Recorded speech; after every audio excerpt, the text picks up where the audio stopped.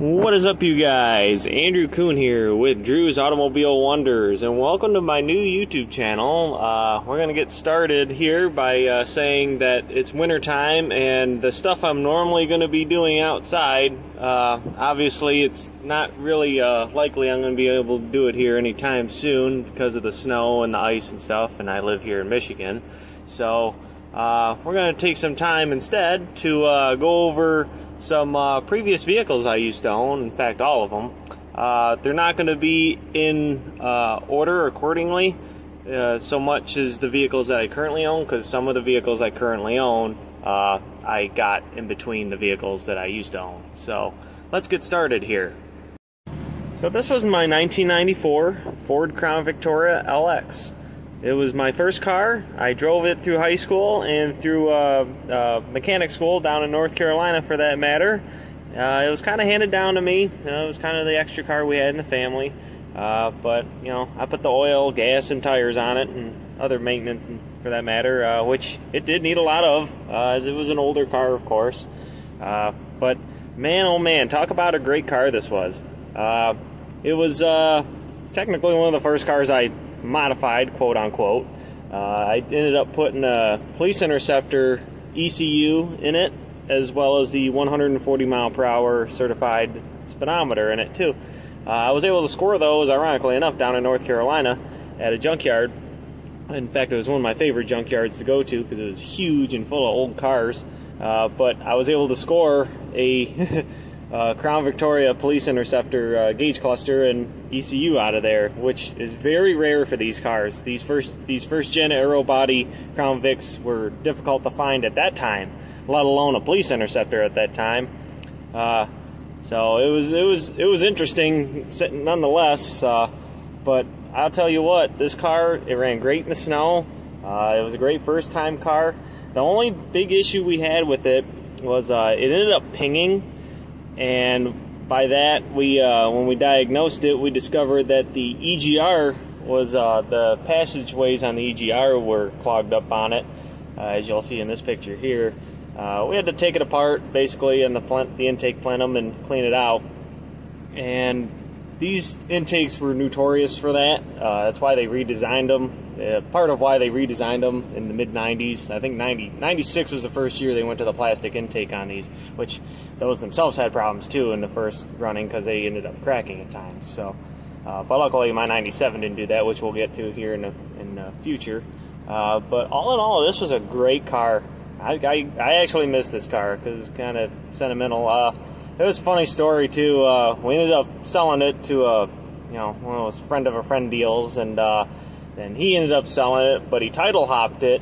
And what happened there was the kid he sold it to got in trouble, and the car got impounded, and we ended up getting a tow bill. So we had to sort that out. We spent like a month trying to sort that out, but we ended up doing it. And it was pretty interesting, to say the least. It's something that you got to watch out for. You know, always make sure you make a copy of the title and whatnot when you sell a car. Which, you know, we kind of learned that. We kind of learned that the hard way that time, and we wanted to confirm and make sure that, you know, you sign the title and you sell the, you know, you and your buyer sell the title and go in on it together accordingly, like you should. But other than that, basically this car, I ended up hauling all my stuff when I moved back home from North Carolina in the trunk. That trunk was a big gulp and would hold everything. That was one of the cool parts about these cars, is unlike the Caprices, these cars would hold, the trunk was deeper in these because the fuel tank was right behind the axle, or right in front of the axle rather. So it was in a different location. But the thing about these is they were considerably slower. Like I said, I put the ECU in it, but it didn't really do much. It just, you know, basically took the governor off of it. It was just a single exhaust, 2-valve. You know, I think they were 190 horsepower from the factory. So, but it was something cool. You know, I mean, it was easy to do, so I did it. You know, just to say I kind of modded the car. You know, it was my first car mod. So, and I was only 19 at the time. So, I mean, it was interesting. Oh, and also somebody ended up backing into the driver's side passenger, or the driver's side back door too. which I wasn't very thrilled about. When I put the, I ended up putting new tires on it, and those were like rally tires. You know, they were all seasons, but they had nice knobby tread on them for what they were, and they were Chinese knockoff, Primewell Bridgestone. I worked at Firestone Complete Auto Care at the time, and I ended up getting a stellar discount on those. And I liked the white lettering. I thought it made the car kind of pop too. It was just little things like that. I cleaned the car up pretty nicely like that, even though it had a little dent in the side from the guy hitting me. But yeah, the thing I miss most about this car is that it was beautiful on road trips. I mean, you set the cruise control, and it's got a split bench. It had a split bench seat in it, and you could go hours, and it was like sitting on a couch and driving. You set the cruise. I used to set the cruise control, and no BS, it would. I would just I would kick back on that seat like it was a couch, and it was amazing going through the mountains and stuff. I mean, it handled really nice.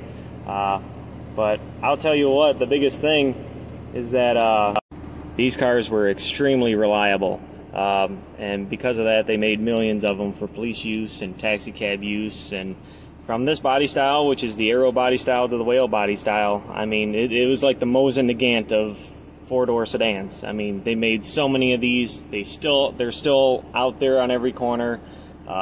You can pick them up cheap still. They still make unlimited parts for them.